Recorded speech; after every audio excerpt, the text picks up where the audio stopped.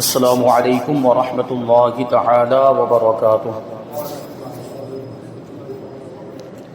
نحمده ونصلي ونسلم على رسوله الكريم اما بعد فاعوذ بالله من الشیطان الرجیم بسم اللہ الرحمن الرحیم ان اللہ وملائکته یصلون علی النبی یا ایہا الذین آمنوا صلوا علیہ وسلموا تسلیما اللہم صل علی سیدنا ومولانا محمد معدن الجود والکرم وآلہ الکرام وابنہ الکریم وبارک وسلم صلاة وسلاما علیک یا رسول اللہ صلی اللہ تعالی علیہ وسلم۔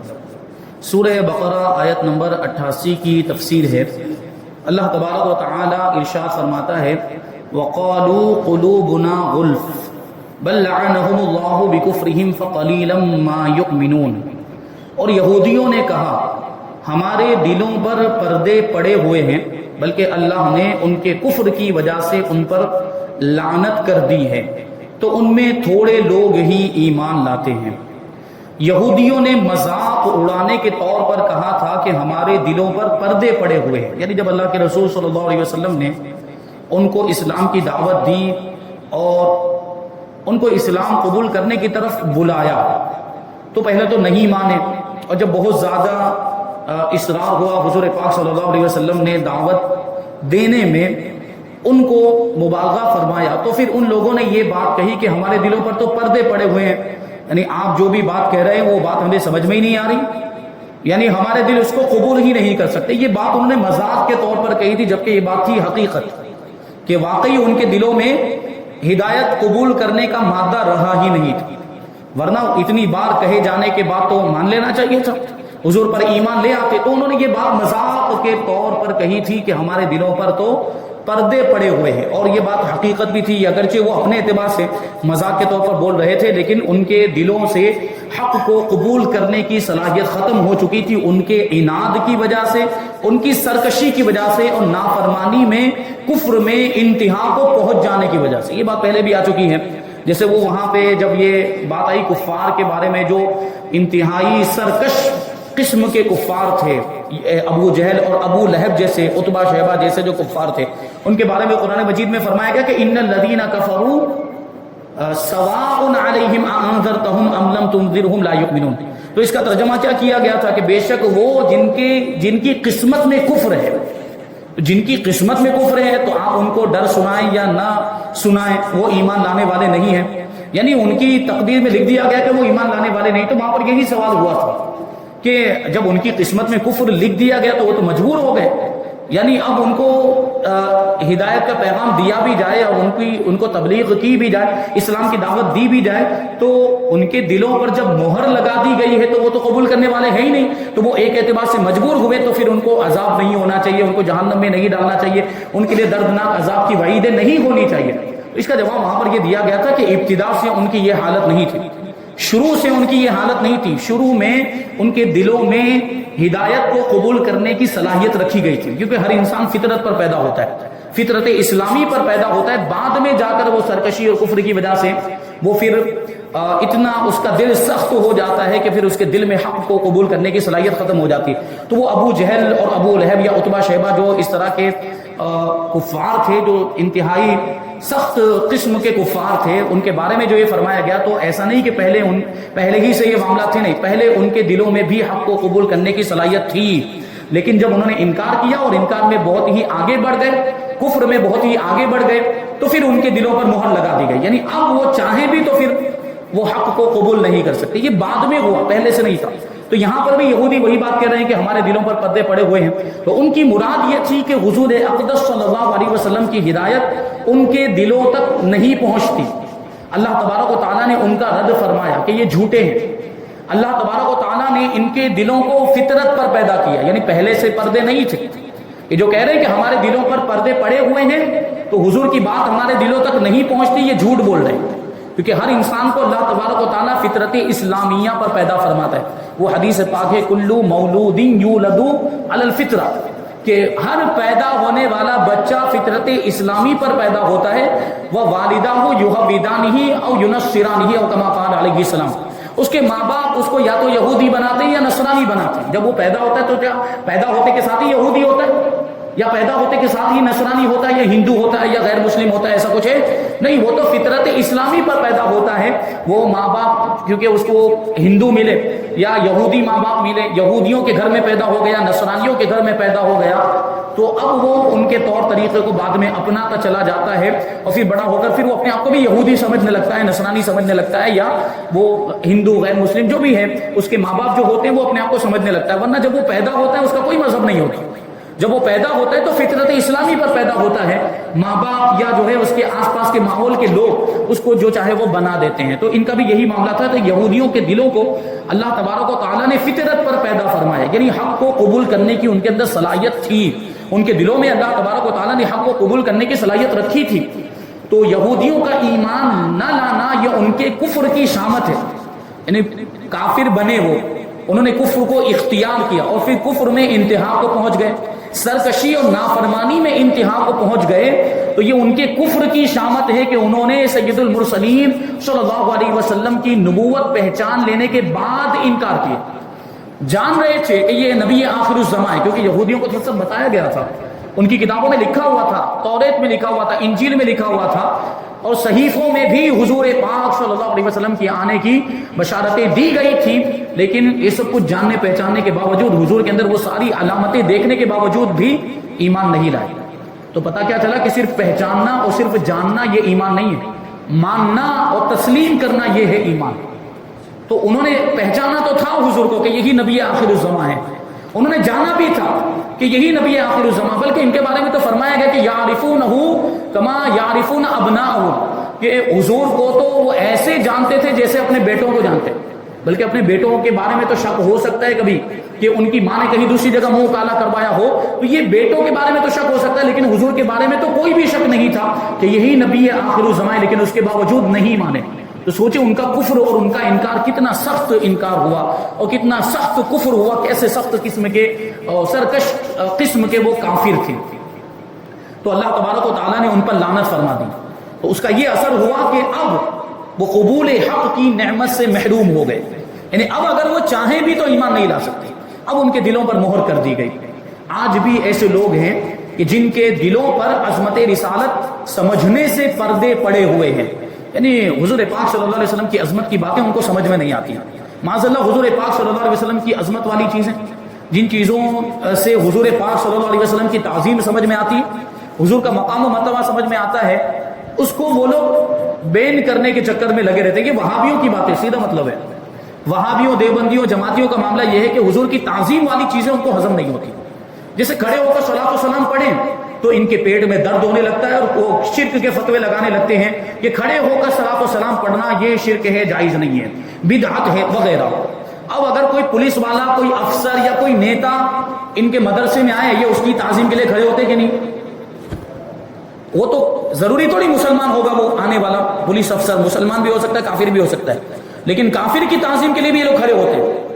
اور نیتا اگر کوئی آئے گا تو اس کی تعظیم، اور اس کی تعظیم ہی کیا، اس کو تو پھول ہار بھی کیا جاتا ہے.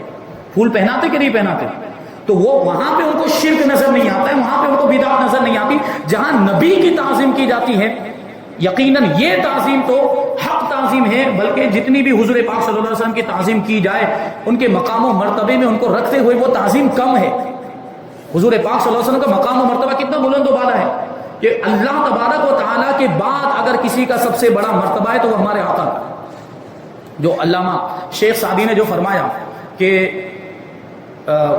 لا يمكن الثناء كما كان حقه، یہ پورا وہ کلام ہے، یا صاحب الجمال و یا سید البشر من وجهك المنیر لقد نور القمر. یہاں پہ کہیں لکھا ہو من وجهك المنیر لقد نور القمر، یعنی اے حسن و جمال والے، اے انسانوں کے سردار، من وجهك المنیر، آپ کے چہرے کی نورانیت کا عالم یہ ہے کہ یہ چاند بھی آپ کے چہرے سے نور پاتا ہے. پھر فرماتے کہ لا يمكن الثناء كما كان حقه بعد خدا بزرگ توئی قصہ مختصر، یعنی ان کی کما حق ہو تعریف ہو ہی نہیں سکتی. اللہ نے اتنی خوبیاں عطا فرما دی، اتنے کمالات عطا فرما دیے، ایسے فضائل عطا فرما دیے کہ ہم کما حق حضور کی تعریف کر ہی نہیں سکتے۔ بس آخر میں اتنا کہا جا سکتا ہے مختصر طور پر کہ اگر اللہ کے بعد کسی کا سب سے بڑا مرتبہ ہے تو وہ ہمارے آقا کا ہے۔ بعدس خدا بزرگ توئی، اللہ کے بعد سب سے بزرگ آپ ہیں، سب سے بڑا مرتبہ آپ کا ہے۔ ہمارے امام نے بھی تو کہا کہ اے رضا خود صاحب قرآن ہے مداح حضور، اے رضا خود صاحب قرآن ہے مداح حضور، تجھ سے کب ممکن ہے پھر مدحت رسول اللہ کی۔ یعنی جب اللہ خود حضور کی تعریف بیان کر رہا ہے قرآن مجید کے اندر، قرآن مجید کی آیتیں آپ دیکھ کر چلے تو کہیں تو صراحت کے ساتھ، ورنہ تو ویسے کہا جاتا ہے کہ قرآن مجید الف لام میم کی الف سے لے کر والناس کی سین تک حضور کی تعریف پر مشتمل ہے۔ ابھی اس پر گفتگو کریں تو گفتگو لمبی ہو جائے گی۔ بہرحال جب اللہ تبارک و تعالیٰ حضور کی تعریف کر رہا ہے تو ہم اور آپ کس شمار میں ہیں؟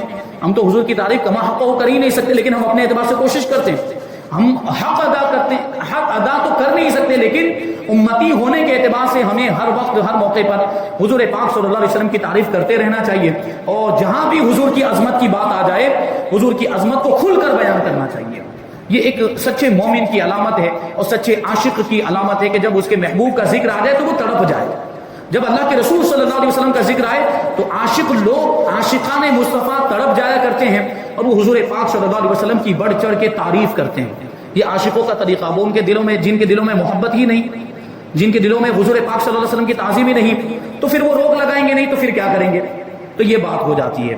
تو ایسے لوگ آج بھی موجود ہیں یہودیوں کے طریقے پر، یہودی بھی یہ کرتے تھے اور ان کے دلوں پر بھی پردے پڑے ہوئے تھے، اور ہمارے زمانے کے یہ جو وہابیہ گمراہ قسم کے لوگ ہیں ان کے دلوں پر بھی حضور کی عظمت والی چیزوں کو سمجھنے سے پردے پڑے ہوئے، حضور کی عظمت والی چیزیں ان کو سمجھ میں نہیں آتی۔ آگے آیت نمبر 89 اللہ تبارک و تعالیٰ ارشاد فرماتا ہے وَلَمَّا جَاءَهُمْ كِتَابٌ مِّنْ عِندِ اللَّهِ مُصَدِّقٌ لِمَا مَعَهُمْ وَكَانُوا مِنْ قَبْلُ يَسْتَفْتِحُونَ عَلَى الَّذِينَ كَفَرُوا فَلَمَّا جَاءَهُمْ مَا عَرَفُوا كَفَرُوا بِهِ فَلَعْنَةُ اللَّهِ عَلَى الْكَافِرِينَ۔ اور جب ان کے پاس اللہ کی وہ کتاب آئی جو ان کے پاس موجود کتاب کی تصدیق کرنے والی ہے، کون سی کتاب آئی؟ قرآن مجید، اور ان کے پاس موجود کتاب کی تصدیق کرنے والی یعنی توریت کی، انجیل کی تصدیق کرنے والی یعنی قرآن مجید اس بات کی تصدیق کرتا ہے کہ توریت انجیل یہ آسمانی کتابیں ہیں، اور اس سے پہلے یہ اسی نبی کے وسیلے سے کافروں کے خلاف فتح مانگتے تھے۔ یعنی حضور پاک صلی اللہ علیہ وسلم کے دنیا میں تشریف لانے سے پہلے حضور پاک صلی اللہ علیہ وسلم کے وسیلے سے ہی یہ یہودی خود جنگوں کے موقع پر کافروں کے خلاف، دشمنوں کے خلاف فتح مانگتے تھے۔ جب ان کے پاس وہ جانا پہچانا نبی تشریف لے آیا، دیکھیں بات آئی، جانا پہچانا نبی، کیونکہ جانتے تھے علامتوں سے نشانیوں سے جانتے تھے کہ یہی نبی ہے آخر الزمان ہے، تو جانا پہچانا نبی ہوا، تو وہ جب جانا پہچانا نبی ان کے پاس تشریف لایا تو اس کے منکر ہو گئے، جبکہ حق کیا تھا؟ جانتے تھے، علامتیں دیکھی، نشانیاں دیکھی، تو ان کے اوپر لازم کیا تھا کہ حضور پر ایمان لے آتے، لیکن ایمان نہیں لائے، منکر ہو گئے۔ تو اللہ کی لعنت ہو انکار کرنے والوں پر، کافروں پر اللہ کی لعنت ہو۔ قرآن پاک گزشتہ کتابوں کی تصدیق کرنے والی کتابیں، آسمانی کتابیں جو قرآن سے پہلے بھی نازل ہوئی انبیاء کرام پر، اور جو صحیفے بھی نازل ہوئے، قرآن مجید ساری کتابوں اور سارے صحیفوں کی تصدیق کرنے والا ہے کہ وہ کتابیں اللہ تبارک و تعالیٰ کی طرف ہی سے ہیں۔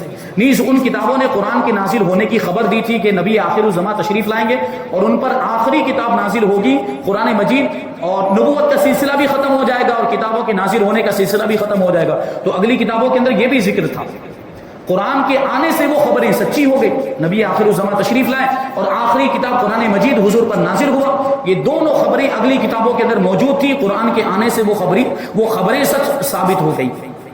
اب یہاں جو یہ فرمایا گیا کہ جانا پہچانا نبی، تو اس کا شان نزول کیا ہے؟ فرماتے ہیں کہ امام الانبیاء صلی اللہ علیہ وسلم کی تشریف آوری اور قرآن کریم کے نزول سے پہلے یہودی اپنی حاجات کے لیے، اپنی ضرورتوں کے لیے حضور پر نور صلی اللہ علیہ وسلم کے نام پاک کے وسیلے سے دعائیں کرتے تھے، اور ایسا نہیں کہ صرف دعائیں کرتے تھے، کامیاب بھی ہوتے تھے، دعائیں قبول بھی ہوتی تھی۔ ابھی آپ سوچیں کہ نبی کے وسیلے سے کوئی دعا کریں جو اللہ کے پیارے حبیب ہیں اور اللہ کی بارگاہ میں جن کا اتنا بڑا مقام و مرتبہ ہے، ان کے وسیلے سے دعا کی جائے تو دعا قبول کیوں نہیں ہوگی؟ تو اپنی حاجتوں میں، اپنی ضرورتوں میں یہی یہودی حضور پاک صلی اللہ علیہ وسلم کا وسیلہ لے کر دعائیں کرتے تھے اور کامیاب بھی ہوتے تھے، اور اس طرح دعا کرتے تھے اللہم افتح علینا وانصرنا بالنبی الامی، کہ یا رب ہمیں نبی امی کے صدقے میں فتح اور نصرت عطا فرما. یعنی حضور کے وسیلے سے نصرت مانگتے تھے، فتح مانگتے تھے. اب یہاں پہ دیکھیں ایک غور کرنے کی ضرورت ہے. اس آیت میں یہودیوں کے وہ واقعات یاد دلائے جا رہے ہیں. یہودیوں کو، جو حضور کے زمانے میں جو یہودی تھے، ان کو وہ واقعات یاد دلائے جا رہے ہیں کہ پہلے تم ان کے نام کے طفیل دعائیں مانگتے تھے، حضور کے نام کے وسیلے سے دعائیں مانگتے تھے. اب جب وہ نبی تشریف لائے تو تم ان کے منکر ہو گئے. یہی تو وہ نبی ہیں جن کے وسیلے سے تم دعائیں کرتے تھے. دیکھیں یہاں پر ابھی یہودیوں کی بات کو ہم روک کر اس زمانے کے وہابیوں کی بات کریں تو اس زمانے کے وہابی، آپ ان کے طریقوں کو دیکھیں، ان کے عقائد کو دیکھیں تو پتا چلتا ہے کہ یہ یہودیوں سے بھی بدتر. یہودی تو حضور کے وسیلے سے دعائیں کرتے تھے، وہ وسیلے کے قائل تھے، وہ وسیلے کو مانتے تھے، اور یہ تو وسیلے کا انکار کرتے. یہ وہابی وسیلے کا انکار کرتے کہ نہیں، کہ وسیلہ کوئی چیز نہیں، وسیلہ شرک ہے. تو یہ بات آ گئی ہے. تو جو حضور مفتی اعظم نے کہا تھا، ہم ان کو یہی کہیں گے کہ وصل مولا چاہتے ہو تو وسیلہ ڈھونڈ لو. یعنی اللہ کی بارگاہ میں پہنچنا چاہتے ہو تو وسیلہ ڈھونڈ لو، بے وسیلہ نج دیو ہرگز خدا ملتا نہیں. تو یہودی تو وسیلے کے قائل تھے، وہ تو حضور کے وسیلے سے دعائیں مانگتے تھے، اور یہ وسیلے کے منکر. اس کا مطلب کیا ہوا کہ یہ یہودیوں سے بھی بدتر ہے، یہودیوں سے بھی گئے گزرے. اور یہاں ایک بات اور عرض کر کے چلوں کہ اس بیان کے اندر کے جو دعا کرتے تھے وہ دعا کے الفاظ اللہم افتح علینا وانصرنا بالنبی الامی، کہ نبی امی کے صدقے میں ان کے وسیلے سے ہمیں فتح عطا فرما، ہماری مدد فرما. تو نبی امی یہ الفاظ آئے. اور ہم بھی وہ درود رضویہ پڑھتے ہیں، صلی اللہ علی النبی الامی وآلہ صلی اللہ علیہ وسلم. تو اس میں بھی آتا ہے صلی اللہ علی النبی الامی. تو اب یہاں پہ امی کا مطلب کیا ہوتا ہے، اس پر غور کرنے کی ضرورت ہے. معاذ اللہ کچھ لوگ گستاخی والا ترجمہ کر دیتے ہیں، اور اس کا ترجمہ کرتے ہوئے کہہ دیتے ہیں ہرگز ہرگز وہ لفظ ہم اپنی زبان پہ نہیں لا سکتے. میں معلومات کے لیے عرض کروں کہ اس کا ترجمہ وہ لوگ کر دیتے ہیں ان پڑھ. تو ان پڑھ تو گستاخی والا ترجمہ ہے. ان پڑھ تو یہ حضور پاک صلی اللہ علیہ وسلم کی توہین ہو گئی، حضور کی شان کو گھٹانا ہوا. اور وہ تو یہی چاہتے تو وہ تو ایسا ترجمہ کریں گے، لیکن ہم نہیں کریں گے. ہمارے اعتبار سے امی کا مطلب یہ ہوتا ہے جو ان پڑھ کا لازم معنی کہا جا سکتا ہے، کیونکہ ان پڑھ اس وجہ سے ان پڑھ ہوتا ہے، جاہل ہوتا ہے کہ اس نے تعلیم حاصل نہیں کی ہوتی. لیکن ہمارے نبی کا یہ معاملہ نہیں ہے. ہمارے نبی کی شان یہ ہے کہ دنیا میں کوئی بھی نبی پاک صلی اللہ علیہ وسلم کا استاد نہیں ہے، کوئی بھی انسان حضور کا استاد نہیں ہے. یعنی دنیا میں کسی بھی انسان سے حضور نے تعلیم حاصل نہیں کی، کسی بھی انسان کے پاس پڑھا نہیں ہے. حضور کو اللہ تبارک و تعالیٰ نے پڑھایا، اللہ تبارک و تعالیٰ نے سارا علم عطا فرمایا. تو اس اعتبار سے امی کہا گیا. تو جاہل کو بھی امی اس لیے کہتے ہیں کہ وہ کسی کے پاس پڑھا ہوا نہیں ہوتا ہے، لیکن یہ کہ اس کے پاس علم بھی نہیں ہوتا. لیکن ہمارے نبی کی شان یہ کہ حضور کسی کے پاس پڑھے نہیں، لیکن علم اتنا کہ پوری کائنات میں کسی کے پاس نہیں ہے. بلکہ آج تک علم کی خیرات بٹ رہی ہے، حضور کے صدقے سے بٹ رہی ہے. کسی کو بھی علم مل رہا ہے حضور کی بارگاہ سے مل رہا ہے. تو علم ایسا ہے تو ان پڑھ کہا جا سکتا ہے؟ ہرگز ہرگز نہیں کہا جا سکتا. حضور پاک صلی اللہ علیہ وسلم کی شان میں یہ لفظ استعمال کرنا جائز نہیں، بلکہ اس کو حرام کہیں گے. ناجائز و حرام ہے، کیونکہ اس میں حضور پاک صلی اللہ علیہ وسلم کی توہین ہے. تو یہ چیز یہاں پر اس کو بھی ذہن میں رکھتے ہوئے چلے. تو نبی پاک صلی اللہ علیہ وسلم تشریف لائے تو حضور کے تشریف لانے کے بعد یہ حضور کے منکر ہو گئے، حضور کا انکار کر دیا، جبکہ ساری علامتیں حضور کے اندر انہوں نے دیکھی، ساری نشانیاں دیکھی. تو فرماتے کہ اس سے معلوم ہوا کہ دنیا میں تشریف آوری سے پہلے ہی حضور کو نور صلی اللہ علیہ وسلم کے توسل سے، یعنی آپ کے وسیلے سے دعائیں مانگی جاتی تھی. اور حضور اقدس صلی اللہ علیہ وسلم کے وسیلے سے پہلے ہی مخلوق کی حاجت روائی ہوتی بھی تھی. ایسا نہیں کہ صرف وسیلے سے دعائیں ہوتی تھی، نہیں، دعائیں تو لوگ کرتے تھے، ساتھ میں حضور کے وسیلے کی برکت سے ان کی دعائیں پوری بھی ہوتی تھی اور ان کی حاجت روائی ہوتی تھی، یعنی ان کی ضرورتیں پوری بھی ہوتی تھی. تو یہ سلسلہ حضور صلی اللہ علیہ وسلم کی تشریف آوری کے بعد ظاہری حیات مبارکہ میں بھی جاری رہا کہ صحابہ کرام رضی اللہ عنہم آپ صلی اللہ علیہ وسلم کے وسیلے سے دعائیں مانگتے تھے، بلکہ اپنے وسیلے سے دعا مانگنے کی تعلیم خود حضور صلی اللہ علیہ وسلم نے اپنے صحابہ کرام کو دی. تو اگر وسیلہ شرک ہوتا، اگر وسیلہ بدعت ہوتا تو حضور نے کیوں تعلیم دی؟ حضور شرک کی تعلیم دے سکتے؟ ہرگز نہیں دے سکتے. تو حضور نے خود جب وسیلے کی تعلیم دی ہے، اس کا مطلب یہ ہے کہ وسیلہ شرک نہیں ہے، بدعت نہیں ہے، بلکہ یہ تو صحابہ کا طریقہ ہے، سلف صالحین کا طریقہ، بزرگان دین کا طریقہ ہے. کہتے ہیں کہ آپ صلی اللہ علیہ وسلم کے وصال ظاہری کے بعد بھی صحابہ کرام رضی اللہ عنہم کا یہ معمول رہا، یہ طریقہ رہا. اور سلف صالحین یعنی بزرگان دین کا، اولیاء کرام کا یہ طریقہ اب تک جاری ہے کہ حضور کے وسیلے سے دعائیں کرتے ہیں، اور انشاءاللہ ہمیشہ جاری رہے گا۔ اعلیٰ حضرت رضی اللہ تعالیٰ عنہ فرماتے ہیں کہ وہ جہنم میں گیا جو ان سے مستغنی ہوا، مستغنی یعنی بے نیاز، جس کو کسی کی ضرورت نہ ہو، تو وہ جہنم میں گیا جو ان سے مستغنی ہوا، یعنی جو حضور سے بے نیاز ہو گیا، جس نے یہ سمجھ لیا کہ ہمیں حضور کی ضرورت نہیں ہے، جس نے یہ سمجھ لیا کہ مجھے حضور کے وسیلے کی حاجت نہیں ہے، تو وہ جہنمی ہے، وہ جہنم میں گیا۔ کیوں؟ آگے فرماتے ہیں اس کی دلیل کے طور پر ہے خلیل اللہ کو حاجت رسول اللہ کی۔ خلیل اللہ کون؟ اللہ کے خلیل یعنی حضرت ابراہیم علیہ السلام۔ اب حضرت ابراہیم علیہ السلام اتنے بڑے نبی اور اتنا ان کا اونچا مقام و مرتبہ، ان کے بارے میں فرمایا جا رہا ہے کہ جب ان کو نبی پاک صلی اللہ علیہ وسلم کی حاجت ہے تو ہمیں آپ کو کیوں نہیں ہوگی؟ کیسے حضرت خلیل اللہ کو کیسے حاجت تھی؟ اس کے بارے میں روایتوں میں آیا کہ حضرت ابراہیم خلیل اللہ علیہ السلام کو جب آگ میں ڈالا جا رہا تھا، بڑا مشہور واقعہ ہے، نمرود نے وہ اتنی بڑی آگ روشن کی جس کے شعلے آسمان سے باتیں کرتے تھے، وہ اتنی سخت آگ تھی کہ لوگ قریب بھی نہیں جا سکتے تھے، جو قریب جاتا تھا وہ جھلس جاتا تھا آگ کی گرمی کی وجہ سے۔ تو آگ تو جلا دی، اتنی بڑی لکڑیاں لا لا کے ڈال دی پوری شہر بھر کی، اب اتنی ساری لکڑیاں اس میں ڈال دی اور اتنی بڑی آگ روشن کی، اتنے شعلے اس کے اونچے، اتنے بلند اس کے شعلے تھے کہ کوئی قریب نہیں جا سکتا تھا۔ اب حضرت ابراہیم علیہ السلام کو اس میں ڈالنا، اب حضرت ابراہیم علیہ السلام کو ڈالنا بھی تو ایک ان کے لیے مشکل والا کام ہو گیا کہ کوئی قریب ہی نہیں جا سکتا، تو حضرت ابراہیم کو آگ میں ڈالیں گے کیسے؟ تو انہوں نے منجنیق بنائی تھی۔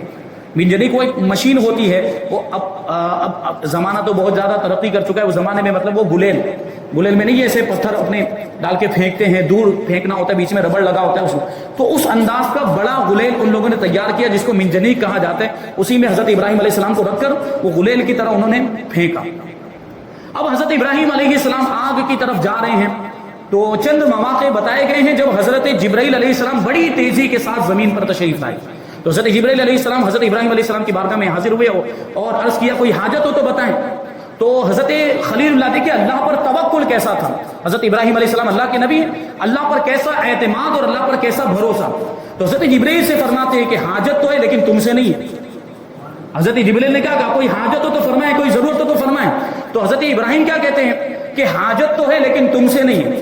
تو حضرت جبرائیل بھی کہتے ہیں پھر جس سے ہے اسی کی بارگاہ میں عرض کر دیں، یعنی اللہ تبارک و تعالیٰ سے حاجت ہے، اللہ کے تو ہر کوئی محتاج ہے، اللہ کا تو ہر کوئی محتاج ہے۔ تو حضرت جبرائیل امین حضرت ابراہیم کی بارگاہ میں عرض کرتے ہیں، بڑی پیاری بات ہے، وہ کہتے ہیں کہ پھر جس سے حاجت ہے اسی کی بارگاہ میں عرض کر دیں، یعنی پروردگار کی بارگاہ میں عرض کریں۔